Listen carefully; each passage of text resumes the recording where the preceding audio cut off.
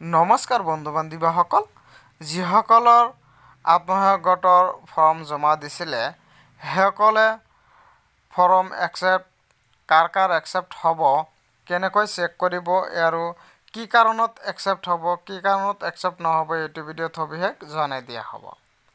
আত্মসহায়ক গোটৰ ফৰ্ম কাৰ একচেপ্ট হ'ব? আত্মসহায়ক গোটৰ ফৰ্মসমূহ যিসকলে জমা কৰিছে তেওঁলোকৰ ফৰ্ম ভেৰিফাই কৰা হ'ব।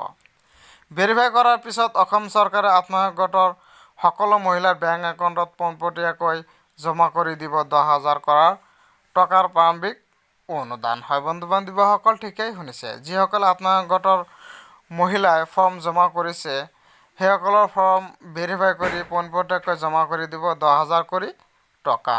দুখৰ খবৰ যে যদি কোনোবাই মহিলাই চৰকাৰে বান্ধি দিয়া নিয়ম ভংগ কৰি তেন্তে লাভ নকৰিব 10,000 টকা।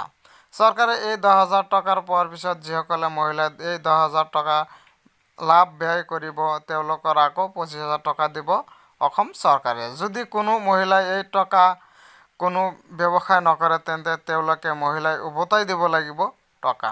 হয় বন্ধু বান্ধৱীসকল, ঠিকেই শুনিছে। যদি আপুনি এই 10,000 টকা পোৱাৰ পিছত যদি কিবা ব্যৱসায় কৰে তেন্তে 25,000 টকা দিব। 25,000 টকা যদি আপুনি বিজনেছ বা কোনো ব্যৱসায় নকৰে তেন্তে উভতাই দিব লাগিব চৰকাৰক, গোটেইখিনি পইচা উভতাই দিব লাগিব।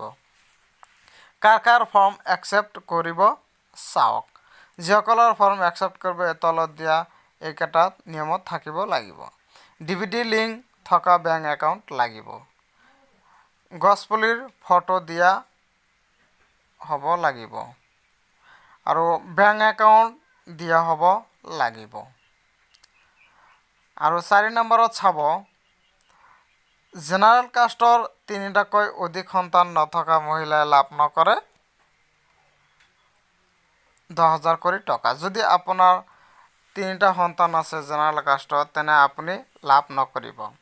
SC ST women mortality burden আদিৰ 4টাকৈ অধিক সন্তান নথকা মহিলাক দিব পাৰিব। যদি জেনেৰেল কাষ্টৰ নোহোৱাকৈ বেলেগ কাষ্টৰ হয় তেনে 4টা সন্তান থাকিলেও পাব। বিজনেছ প্লেন ফৰ্ম দিয়া মহিলাসকলৰ।